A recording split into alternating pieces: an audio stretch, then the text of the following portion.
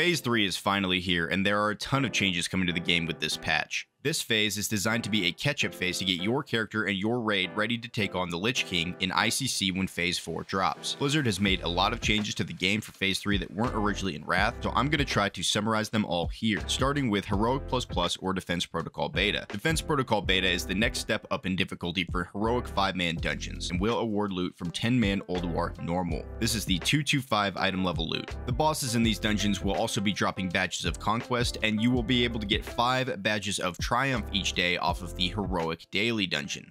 These are the new badges for the phase, and you can spend them here. The last boss in each Defense Protocol Beta dungeon will drop 1 Sidereal Essence. Sidereal Essences can be spent at the vendor to buy 10-man hard mode loot pieces, including loot from Algalon 10-man like Meteorite Crystal and Dark Matter. You could take a look at the prices here as they are on the PTR right now to get an idea of what you want to aim for first. I know personally I am looking to get a Dark Matter for my Hunter, a second Caress for my Death Knight, and a Meteorite Crystal for my Paladin. While these prices may seem pretty steep at 1 Sidereal Essence per dungeon, it should encourage even more geared players to run through some of these dungeons, which hopefully helps us strike a balance in groups. The Heroic Protocol Alpha dungeons were quickly outpaced, and nobody needed the 10-man Naxxramas gear for very long once they had actually dropped. I think being able to target specific hard mode loot pieces is going to keep them relevant for at least a bit longer, and I know that I'll be having to run somewhere in the hundreds of these if I wanted to fully gear out all of my characters. Of course, fresh level 80s are going to want to run these just to gear up quickly, but I have 3 5k gear score characters that each need one specific piece of 10-man hard mode loot, so I'm definitely going to be running these on my mains as well. We also have a new 5-man dungeon in Trial of the Champion, and on Defense Protocol Beta, I've seen that it can drop the Royal Seal of King Lane, which is just crazy if you're a tank who still needs this. This is just another one of the reasons I'm so hyped to play all my ults this phase.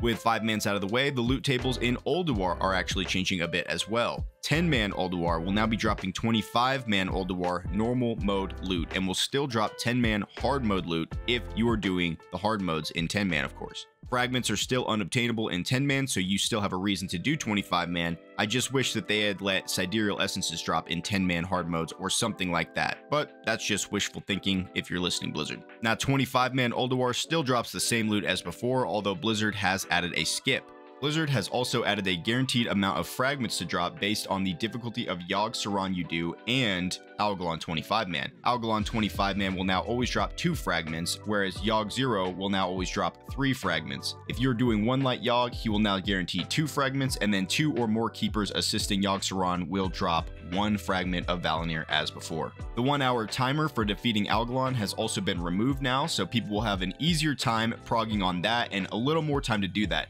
I know there were several times when my guild was first progging it where it felt like 10 or 15 more minutes would have easily gotten us the kill, and then we had to stop and wait another week to get back in there. You can now skip directly to the antechamber of Ulduar if you wanted to go straight to Algalon, or you can go through Kolagarn and then go straight to Vezax after that if you just want your Yogg loot quickly.